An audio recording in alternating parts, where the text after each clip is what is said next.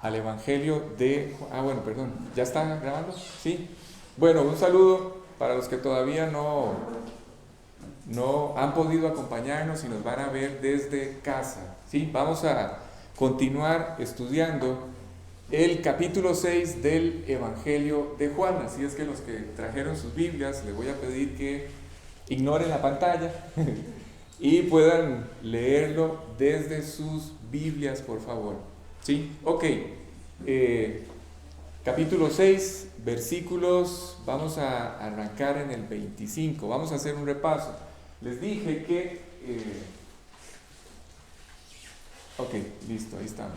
Les dije la semana anterior, bueno, vamos a hacer un recuerdo, un recordatorio, vamos a recordar algunos detalles.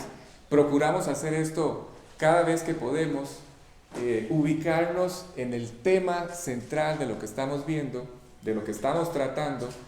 Y esto que voy a hacer hoy es porque de todo el mensaje que estamos viendo, de toda la enseñanza, es uno de los temas más importantes. Yo creo que es el tema central de todo el pasaje que estamos viendo. Pero quisiera aclarar algunos detalles que me van a permitir introducir esto que vamos a ver hoy, o a recordar o a repasar hoy.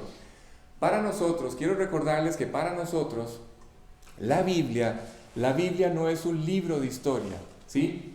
Por mucha distancia no es un libro de historia, ¿sí? Yo necesito que entiendan esto muy bien, porque es un argumento, es una pregunta, una duda que surge en muchas de las personas con las que ustedes y yo vamos a hablar o a compartirles de Cristo. La Biblia no es un libro de historia, es históricamente correcto, eso sí, ¿sí? Pero eso es completamente diferente a que sea un libro de historia. No es un libro de historia. Dios no planeó la Biblia para contarnos la historia o qué pasó en la historia, ¿sí? Pero es históricamente exacto, ¿sí? Ok, ¿a qué me refiero? Por ejemplo, voy a contarles algunos detalles de que la Biblia menciona. Por ejemplo, Jesús empezó su ministerio, según el Evangelio de Lucas, cuando él tenía 30 años, ¿sí? Ya lo deben haber leído.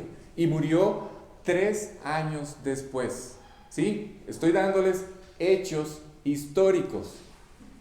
Pero la Biblia no es un libro de historia, ¿sí?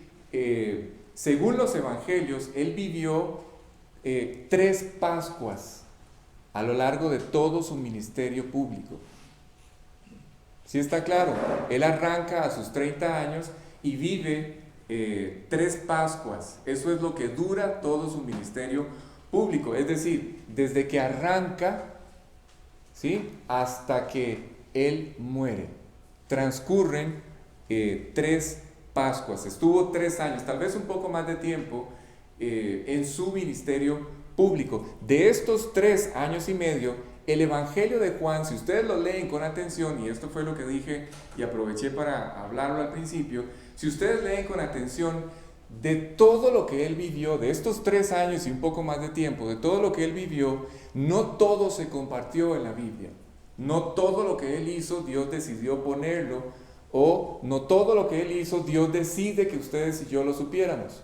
No es así, ¿sí? Pero con esta información que Dios puso en estos evangelios, o en el Evangelio de Juan que estamos estudiando, Dios sabe que con lo que Él puso en este Evangelio es suficiente para que ustedes y yo tengamos las herramientas para hacer 2 cosas. Primero, para adquirir el conocimiento, ¿sí? Para conocer, para saber qué fue lo que pasó. Pero segundo, escuchen, esto, vuelvo y repito, lo que Dios plasma, los eventos, los milagros, las circunstancias que se plasmaron finalmente en este Evangelio, que son solamente una parte de todo lo que Jesús hizo, el propósito o el objetivo que Dios se propone a través de esto es que ustedes y yo creamos, ¿sí? Primero, que conozcamos lo que sucedió, que sepamos, y después que se pueda alcanzar o que se pueda cumplir el objetivo que Dios se propuso con ese libro. En otras palabras, Dios pensó o planeó que lo que está allí escrito, entre ellos o entre estas cosas, la historia que estamos estudiando, era suficiente evidencia para que ustedes y yo creyéramos. ¿Sí está claro? Ok, esto ya lo hemos comentado, lo voy a volver a repasar una vez más, porque para mí es ahora todavía más claro. Vamos a ir capítulo 20, Roger, de Juan, versículos 30 al 31. Vamos a hacer un repaso de este tema del propósito o del objetivo de este Evangelio de Juan. ¿Sí? San Juan capítulo 20, versículos 30 al 31. Vamos a leerlo. Leamos, por favor. Hizo además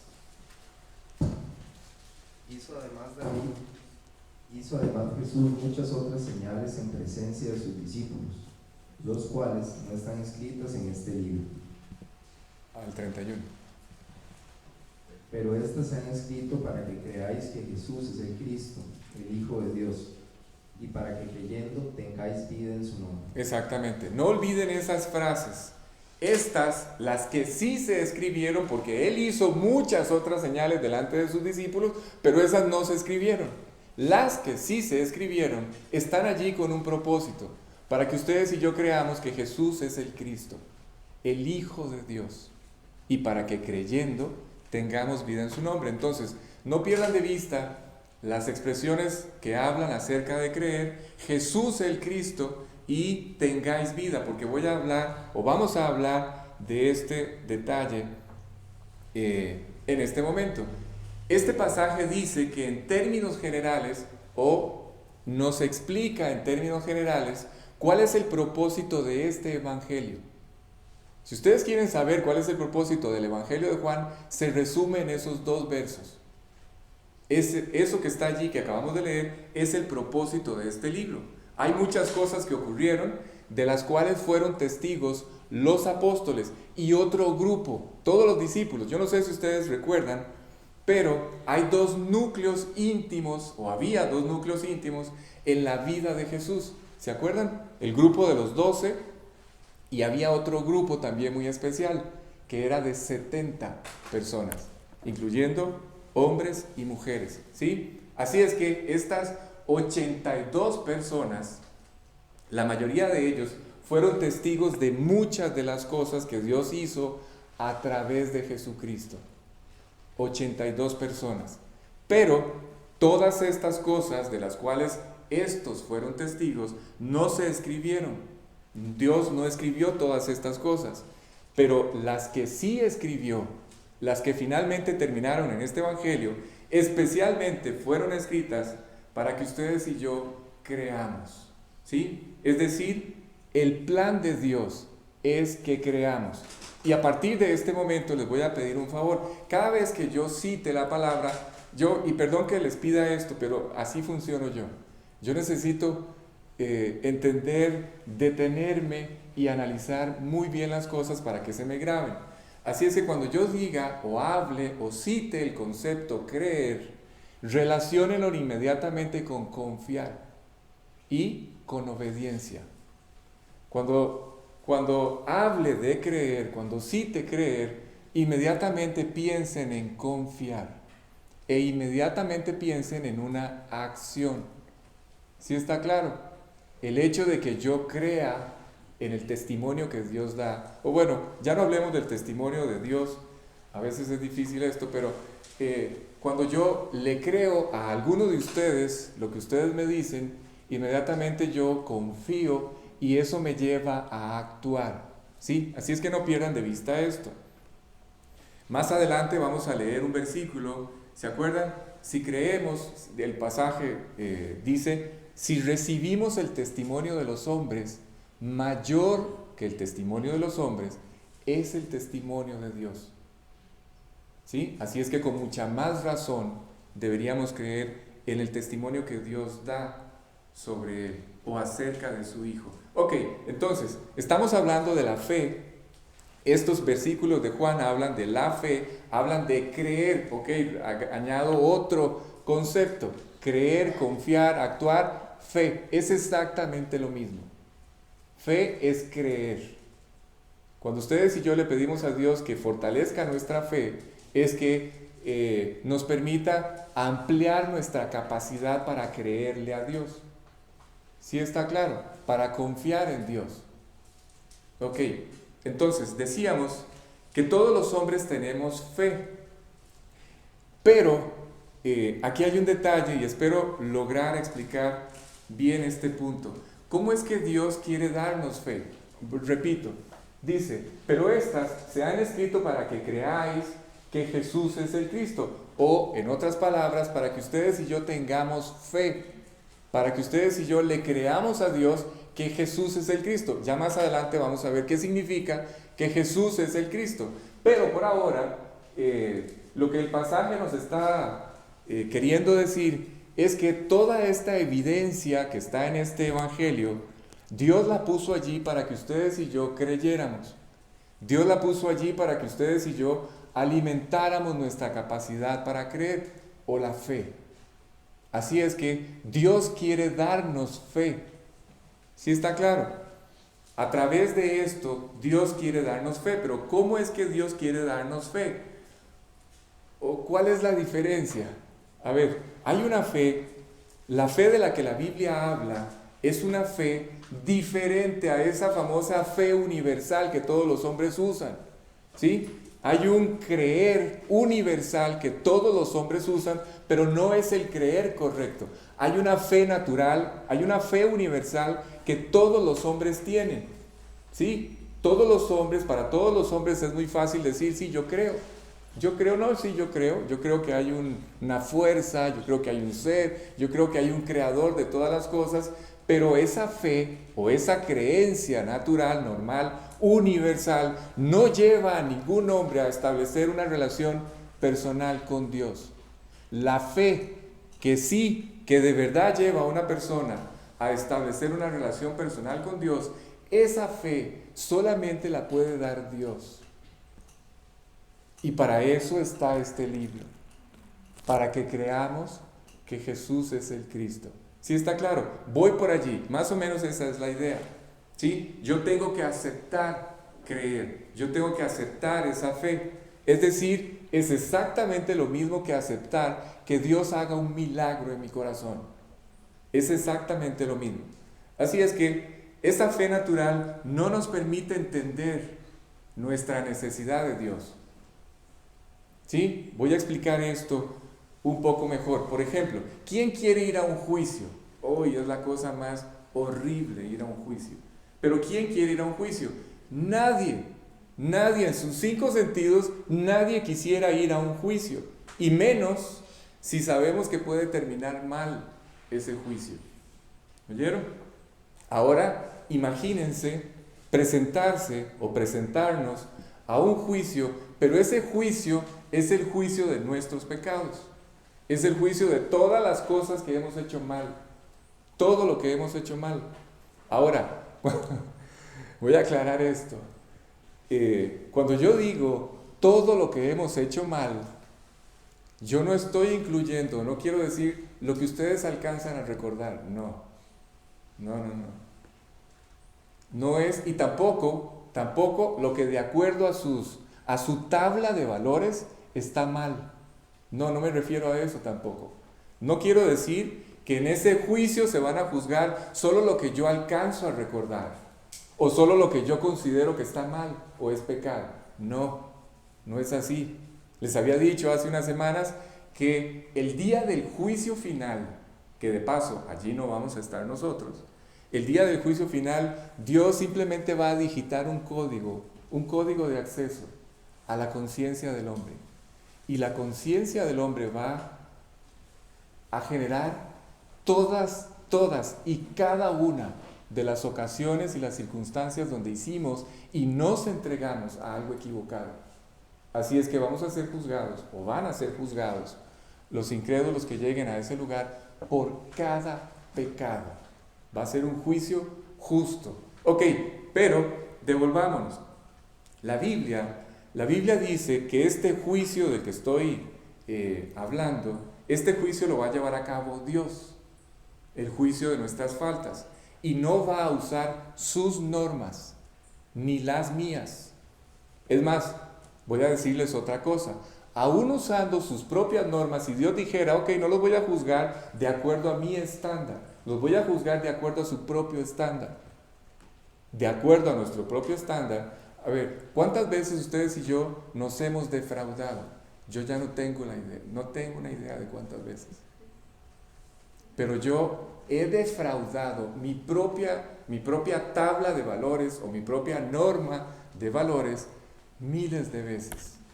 ¿Sí? Así es que si Dios decidiera usar o si Dios decidiera juzgarme de acuerdo a mi propia tabla de valores o de acuerdo a mis propios estándares de perfección y justicia, yo tendría que quedar o tendría que aparecer como culpable delante de Él, ¿sí? Aún usando mi propio código de moral o de conducta, yo estaría ya condenado, sin siquiera aplicar el código de Dios o la normativa de Dios.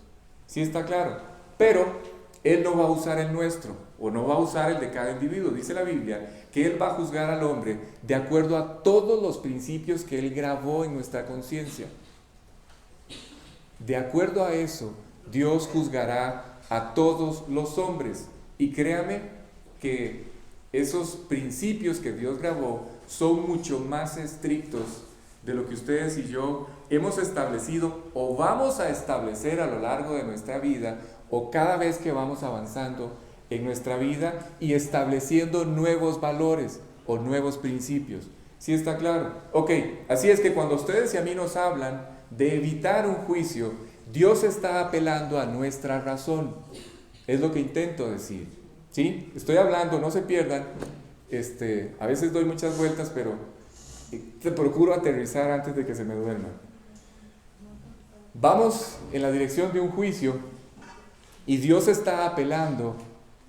Dios apela a la razón de los hombres, a la inteligencia de los hombres y también a esta fe natural que todos los hombres tienen. ¿Quién quiere ir al juicio? Bajo estas circunstancias que acabo de describir, ¿quién quiere ir a un juicio? Yo no quiero ir a un juicio así. ¿Sí? ¿Quién se puede aventurar? Después de saber esto, o de entender esto, después de entender esto, ¿quién se quiere aventurar o quién se quiere jugar el chance de enfrentarse a la muerte y a la eternidad sabiendo esto? ¿Sí? Un día, una persona, una muchacha, hablaba con un creyente y le decía que ella creía en la reencarnación. Y este creyente le dijo a esta muchacha, le dijo, escuchen, estoy hablando de un montón de cosas para tratar de relacionarlas todas, espero que me puedan seguir. Estoy hablando de la fe, ¿sí? Esta muchacha tenía una fe natural en algo, en una filosofía. Ella creía en la reencarnación, ¿sí? Y este creyente le dijo a ella, el único problema de tu fe, el único detalle con esta fe, es que nunca vas a poder probar antes de morir que eso que crees es la verdad, o eso en lo que crees es lo correcto. Nunca. ¿Sí? Recuerden, no pierdan de vista el juicio del que les estoy hablando. Nadie en su sano juicio querría enfrentarse a un juicio sabiendo que va a perder. Entonces, este creyente le dijo a la muchacha que iba a tener que esperar para ver si reencarnaba en una, no sé, en una cucaracha o en otro bicho extraño, pero ibas o vas a tener que esperar, no te vas a dar ni cuenta si eso en lo que crees es la verdad o no. Así es que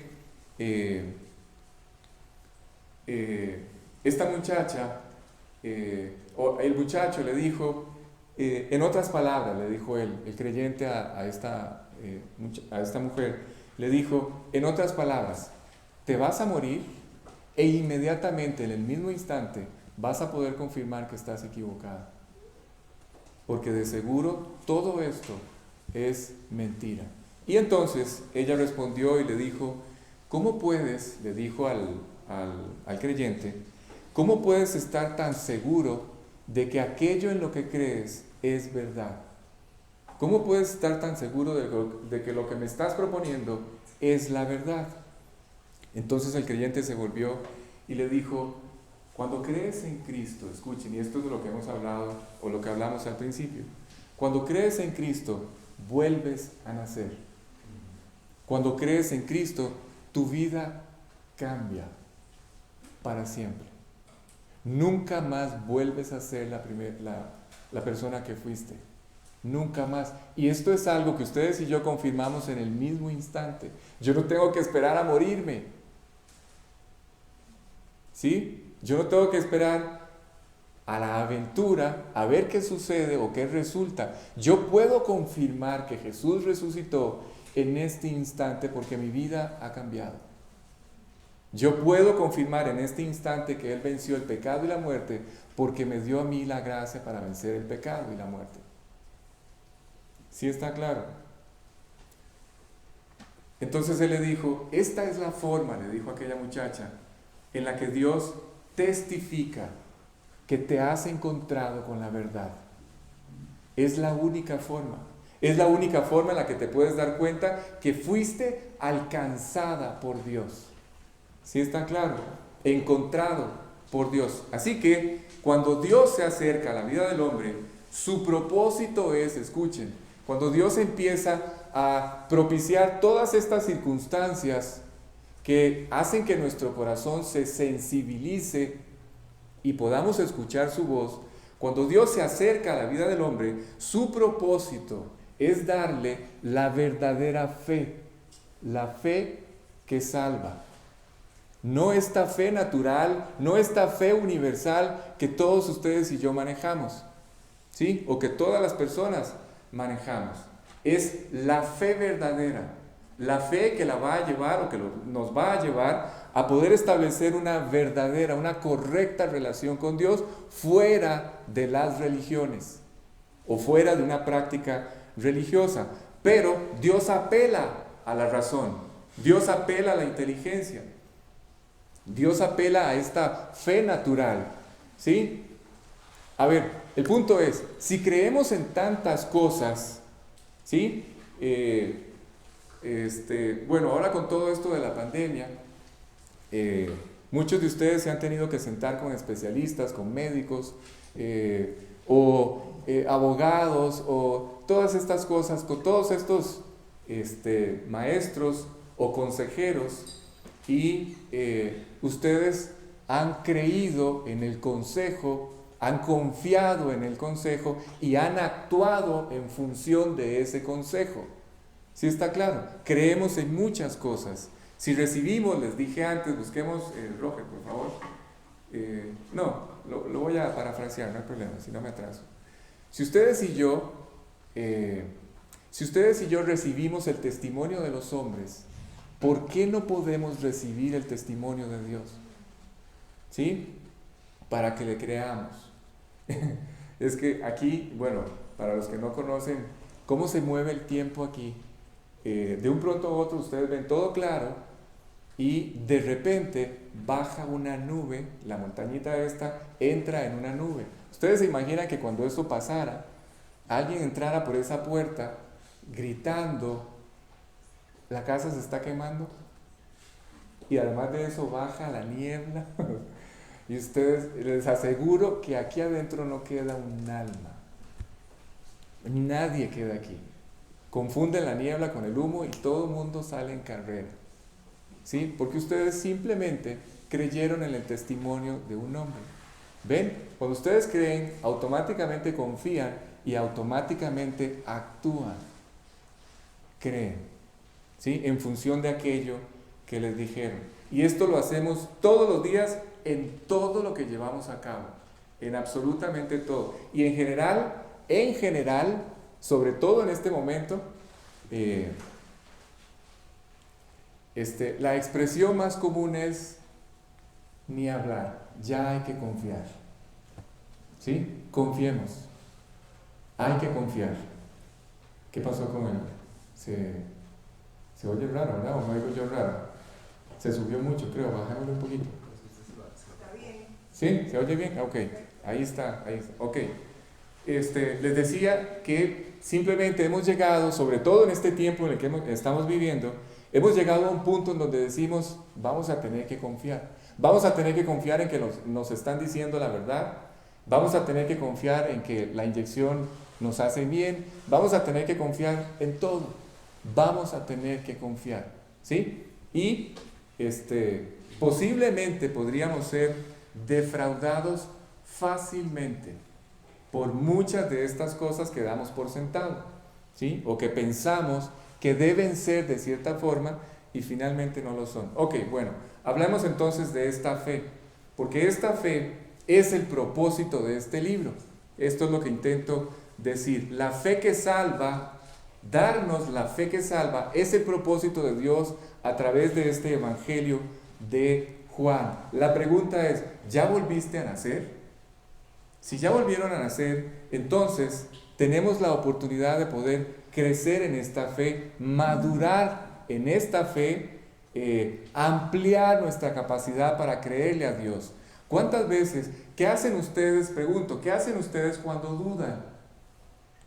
¿Qué hacen ustedes cuando tienen dudas o cuando entran en incredulidad? ¿Les ha pasado eso, sí? Bueno, a veces los creyentes, algunos creyentes, podemos pensar que la gente con muchos años en Cristo no duda. Yo no sé por qué piensan eso. Que ya no dudan. Les voy a decir algo, eso no existe. No existe el creyente que no dude. No existe un creyente al que no lo asalte la duda, tarde o temprano. No existe. El punto es qué hacemos cuando dudamos. ¿Qué es lo que ustedes hacen cuando dudan? Les voy a decir qué es lo que hay que hacer cuando ustedes y yo dudamos. Lo que ustedes y yo tenemos que hacer, lo único que debemos hacer, no debemos hacer otra cosa más que esta, es volver a depositar toda nuestra confianza. Recuerden, creer, confiar, actuar, es exactamente lo mismo. Fe, todo es exactamente lo mismo. Yo tengo que volver a confiar, a depositar mi confianza en las promesas de Dios. Es lo único que yo tengo que hacer. Es así de sencillo. Afirmar mi corazón, mi vida en sus palabras, en sus promesas. ¿Y saben cuál es el efecto natural de hacer esto? ¿Saben cuál es el efecto natural de cuando yo me afirmo en las promesas de Dios? ¿Saben cuál es? Hay un efecto natural. Hay algo que nos impulsa en esa dirección. Nuestra fe se fortalece. Nuestra fe madura. Nuestra fe crece. Cuando yo me afirmo en lo que ya he aprendido, en lo que ya he entendido. Ese es el principio. El principio es así de sencillo. Escuchen, como un niño. No sé si se dieron cuenta, dice, a ver, ya me lo cambiaste. En el que estábamos. Ahorita lo vemos. El principio es este que acabo de citar y es muy sencillo. Es como un niño que busca a Dios. ¿Sí? ¿Han visto a un niño dirigiéndose a Dios? Para el niño, creer en Dios es algo absoluto. Él no duda. ¿Sí? El niño busca a Dios e inmediatamente le pide. ¿Y por qué razón le pide? Le pide porque le cree. Ese es el principio. Y además, Dios nos confirma esto que acabo de explicarles a través de un pasaje. ¿Se acuerdan aquel pasaje que dice que cuando aquí en la tierra, dos de nosotros nos ponemos de acuerdo sobre cualquier cosa que pidamos al Padre? ¿Se acuerdan de ese pasaje? Al Padre que está en los mi Padre que está en los cielos, dice Jesús, responderá, cumplirá. ¿Sí? Nosotros como hijos, con una fe sencilla y absoluta, podemos dirigirnos a Él y pedirle. Y Él responde. Sin duda alguna, Dios va a responder. Así es que vamos a confiar en Dios. El propósito de este libro es que si no has vuelto a nacer, supongo que aquí todos hemos vuelto a nacer, no sé en casa, los que me van a ver, pero si ya hemos vuelto a nacer, el propósito de este proyecto, si la persona no ha vuelto a nacer, el propósito de este libro es que reciba la fe necesaria para nacer de nuevo. ¿Sí? La correcta, la verdadera, no esa fe universal, no ese creer general que todos usamos, no. Que reciba esa fe para convertirse, y si ya somos creyentes, entonces que podamos crecer en esta fe, porque es así, necesitamos crecer. ¿Oyeron? No podemos estancarnos, necesitamos avanzar. Esta fe, ¿por qué necesitamos avanzar? ¿Y por qué digo que no podemos quedarnos estancados? Bueno, la fe, creer, confiar y actuar, la fe que ustedes y yo, la fe que Dios vaya desarrollando en nuestra vida, la fe que Dios va a ir haciendo madurar y crecer, esta fe va a determinar la magnitud de nuestra obediencia. Si ustedes no creen que Dios nos hizo responsables de un proyecto, entonces ustedes no se van a ocupar en el proyecto. Si ustedes no creen que habrá un tribunal de Cristo donde vamos a tener que presentar esta obra que Dios está haciendo en nosotros, entonces ¿para qué trabajar o ocuparnos en esta obra? No tiene ningún sentido. Pero si yo creo, si yo confío, entonces esa fe va a determinar mi obediencia. ¿Sí? Yo estoy aquí delante de ustedes porque creo, porque confío que hay un proyecto. Y ese creer, esa fe, esa confianza en que hay un proyecto y hay un plan para mi vida y para la vida de ustedes, me tiene aquí actuando. Me impulsa a seguir viniendo todos los sábados, a seguir hablando de Cristo, a seguir memorizando, a seguir leyendo, a seguir corrigiendo, a seguir adecuando mi vida a las verdades que Dios me va haciendo entender. ¿Sí? Esa fe nos lleva a la obediencia, determina el tamaño de nuestra obediencia. Si yo creo que soy especial y Dios tiene un plan especial para mi vida, pues entonces yo camino en función de ese plan, busco ese plan. ¿Sí? Este verso habla de lo que tenemos que creer. ¿Qué es lo que tenemos que creer? Que Jesús es el Cristo. La pregunta es, ¿qué tiene que ver con nosotros que Cristo es el Mesías? ¿Qué tiene que ver con nosotros? Mesías, Cristo, son dos palabras diferentes para referirse exactamente a lo mismo. Al Hijo de Dios, al ungido de Dios, al Salvador del mundo. Pero vamos a poner esto en términos todavía más prácticos. Lo que Dios quiere que sepamos con ese pasaje, vamos a volverlo a repasar, el 31, perdón. Dice, pero estas se han escrito para que creáis que Jesús es el Cristo. ¿Ven? Dice el 20, sí, el capítulo 20, versículo 31. Dice, estas se han escrito para que creáis que Jesús es el Cristo. Nos vamos a detener allí un momento. Lo que Dios quiere que ustedes y yo sepamos es que Jesús es la persona. Cuando la Biblia habla de que Jesús es el Cristo y tenemos que creer en esto, es exactamente igual que esto que les voy a decir. Lo que Dios intenta es que ustedes y yo creamos que Él, Jesucristo, es la persona que Dios escogió para salvarnos. Así de sencillo. ¿Sí? Es la única persona, escuchen, Jesucristo es la respuesta de Dios al hombre o al problema del pecado del hombre. Jesús es la única persona capaz de volver a relacionarnos con Dios. Ninguna otra cosa sobre la tierra nos podía volver a relacionar con Dios. Solamente Cristo, solamente Jesús. Así es que Él es la persona que Dios escogió para salvarnos. Él es la persona que Dios escogió para volver a reconciliarnos con Dios, para volver a poder disfrutar de una relación con Dios y retomar todos los beneficios de esa relación que teníamos con Dios y que rompimos con Dios. Dios trazó este proyecto de reconciliación. Adivinen, Dani, ¿qué se me hizo Dani? Este proyecto de reconciliación viene desde el cielo a la tierra. ¿Saben por qué no puede ser al revés? Si ustedes y yo hubiéramos intentado ir a buscar a Dios, a este vasto universo, no lo hubiéramos podido encontrar. ¿Sí? En alguna parte nos hubiéramos salido, no sé si lejos, en las profundidades del universo, no sé si fuera del universo, en algún lugar nos hubiéramos extraviado, hubiéramos entrado en otra dimensión en la que posiblemente Dios no esté, no sé, pero nunca hubiéramos podido encontrar a Dios o saber cómo llegar a Dios. ¿Sí? ¿Qué es lo que intento decir? Lo que intento decir es que como no sabemos cómo llegar a Dios, entonces adivinen qué, Él tuvo que venir a nosotros.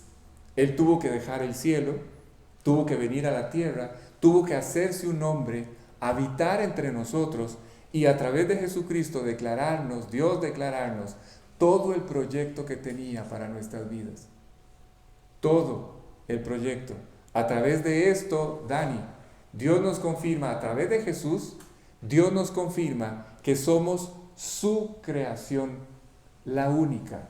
Ni siquiera vamos a decir que es la favorita, porque la favorita implica que hay otras. No, somos la única creación de Dios. ¿Sí está claro? Nos confirmó, además de que somos su creación, nos confirma que nos ama. Nos confirma que aunque hemos hecho un desastre de nuestra vida, Él quiere y puede, escuchen, borrar todo lo que hemos hecho. Absolutamente cada detalle. Ahora sí, aún lo que no recordamos. ¿Sí? Satisfacer su justicia, no en nosotros, evidentemente no en nosotros, sino en su propio Hijo. Y además reconciliarnos con Él y establecer esta relación tan especial en la que algunos de ustedes están empezando a avanzar y a crecer. Y una vez que establecemos esta relación, una vez que nos salva, una vez que establecemos esta relación, nos reconcilia con Él, ahora sí empieza este maravilloso proceso de convertirnos en una nueva persona. Así es que no olviden esto, Él, Jesús, es el único medio y por eso está allí y la invitación es a creer en Él. Es el único medio para llegar al cielo. La otra frase que les dije que íbamos a ver es para que tengáis vida. Y esto me encanta y por eso quiero compartirlo con ustedes. Cuando la Biblia habla de vida, escuchen porque a veces no entendemos. A veces nos quedamos cortos, a veces no dimensionamos lo que Dios ha puesto en nuestras manos. ¿Sí? Cuando la Biblia habla de que Él nos da vida, o cuando el verso dice para que tengáis vida, habla en serio de vida. ¿Sí? Es de verdad una vida verdadera. Habla de una vida llena de paz, habla de una vida llena de gozo, de fe, habla de una vida con una correcta y perfecta relación con Dios, pero además, escuchen, esta vida que acabo de describir no se acaba, es una vida muy especial. Esta vida de la que habla la Biblia es una vida que no termina el día en que nuestra vida natural se acaba. No termina allí. Y esto para mí es maravilloso. ¿Por qué? Porque estas cosas que citamos, gozo, paz, fe, amor, mansedumbre, templanza, paciencia, todas estas cosas que definen la vida que Dios nos da o que quiere darnos, todas estas características de esta nueva vida, dice la Biblia que no van a terminar el día en que ustedes y yo morimos. No terminan allí. Es más, es todo lo contrario. Cuando muramos, la muerte, escuchen, la muerte le va a permitir expresarse de forma infinita y perfecta a todas estas cosas.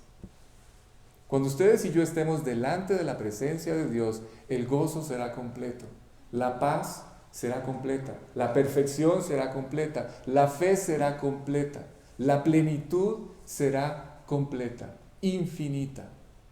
¿Sí? ¿Por qué? Porque todo lo que Dios hace es para siempre, así que no se acaba cuando ustedes y yo morimos. Ok, nos regresamos, qué bárbaro, qué vuelta. Nos regresamos al capítulo 6 y vamos a recordar un poco en los minutos que nos quedan lo que ya hemos oído hablar. La mayoría, estoy seguro que la mayoría ha oído hablar de la multiplicación de los panes, seguro que todos, ¿sí? Este es aquel momento, ¿se acuerdan? Es el momento en que pusieron en las manos de Jesús 5 panes y 2 peces, ¿sí? Y delante de él, estos 12 hombres, Jesús empieza a multiplicar los panes, empieza a multiplicar los peces y se los da a estos 12 hombres. Por favor, me voy a detener en repasar esto, porque necesito que quede grabado muy especialmente este detalle, ¿sí? Cuando llegan con aquellas pocas cosas, 5 panes y 2 peces, aquello que parecía delante de los mismos discípulos nada comparada con la necesidad de las 10,000, casi 10,000 personas que estaban allí, cuando llegan con esta poca cosa y la ponen en sus manos, Jesús empieza a multiplicar el pan y los peces, ¿sí? Y se establece una dinámica en este momento. Hay una forma en la que empiezan a transcurrir las cosas. Jesús multiplica aquello que era casi nada, empieza a multiplicarlo y empieza a dárselos a ellos, empieza a ponerlos en las manos de ellos. Y ellos se van con aquellos 10,000 y los reparten, ¿sí? Estos casi 10,000 eran los que formaban este grupo que estaba en este lugar. Y después de que todas estas personas comen lo suficiente para quedar satisfechos o lo que necesitaban, recogieron, yo nunca me había puesto a pensar en esto, no sé si ustedes ya lo habían visto, pero recogieron exactamente 12 cestas.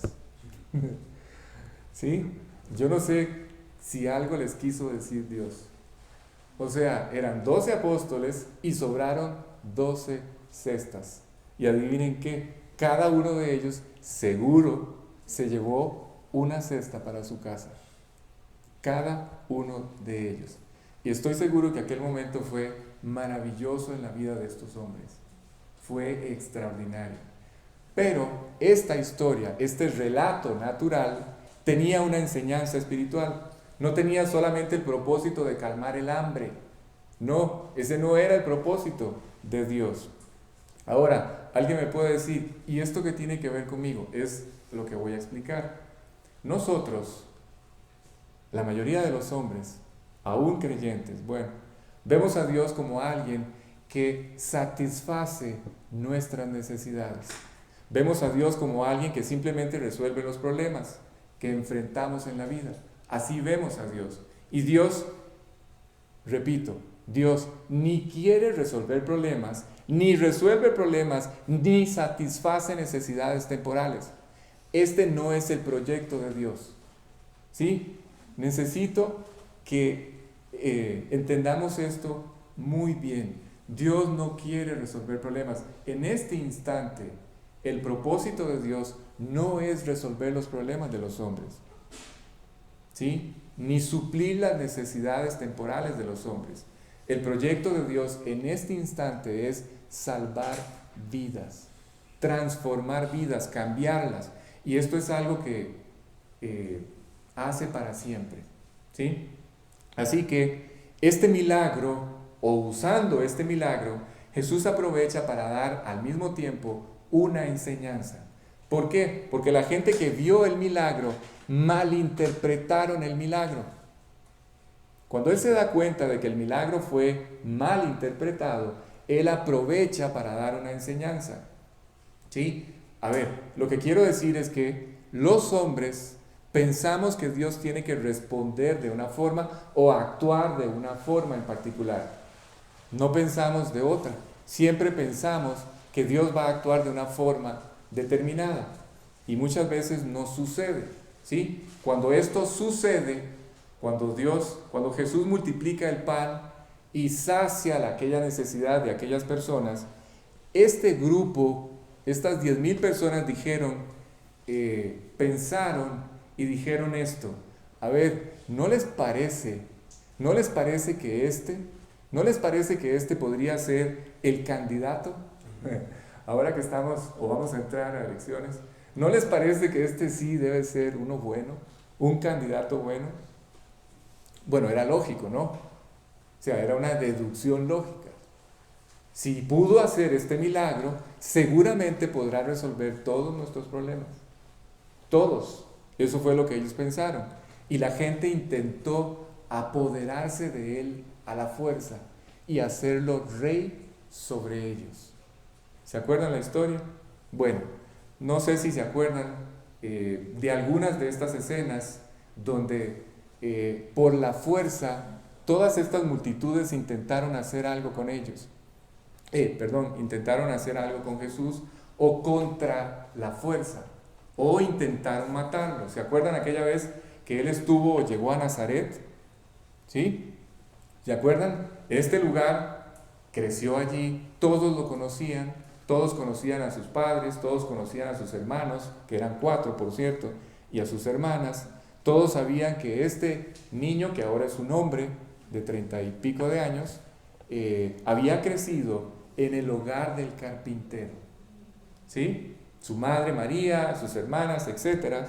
Pero llegó un día, les voy a recordar una escena, llegó un día en el que él se presentó, ya habiendo arrancado su ministerio público, se presentó en Nazaret, en una sinagoga, y el ministro de aquella sinagoga puso en sus manos un rollo, el rollo del libro del profeta Isaías. ¿Se acuerdan de esa escena? Y Jesús se sentó, lo vamos a leer, leámoslo, ¿no? Está en Lucas capítulo 4, versículos 18 al 19. Lucas 4, 18 al 19. Les voy a recordar, o vamos a recordar la escena. 18 al 19. Ajá.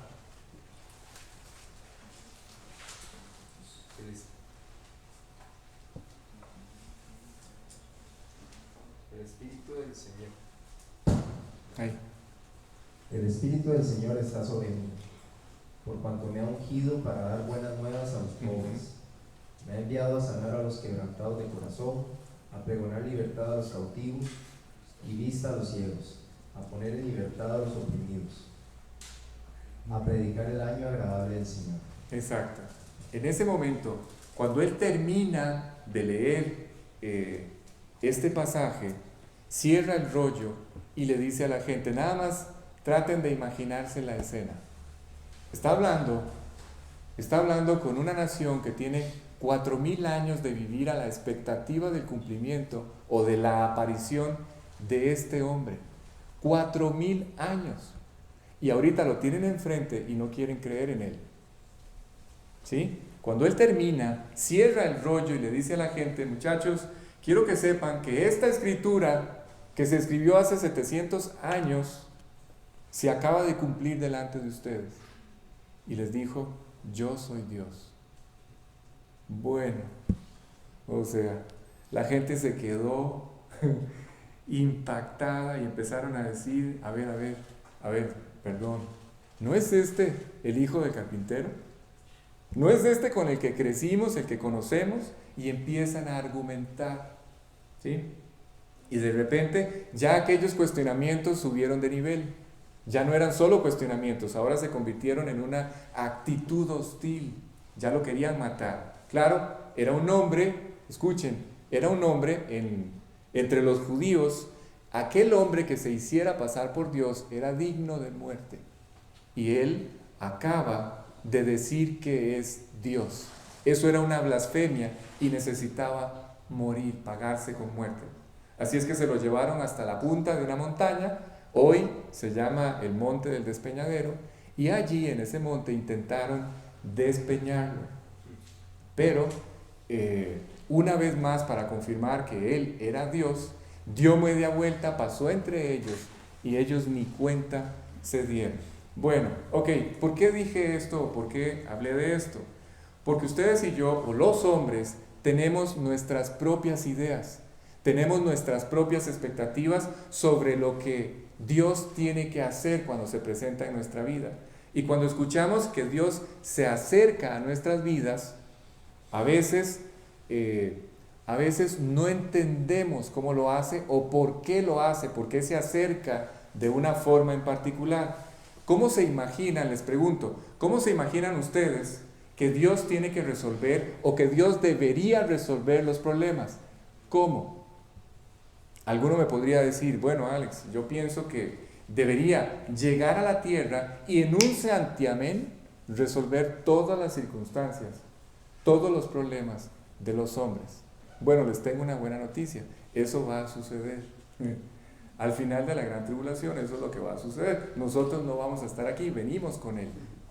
Así es que vamos a ser testigos de esto, ¿sí?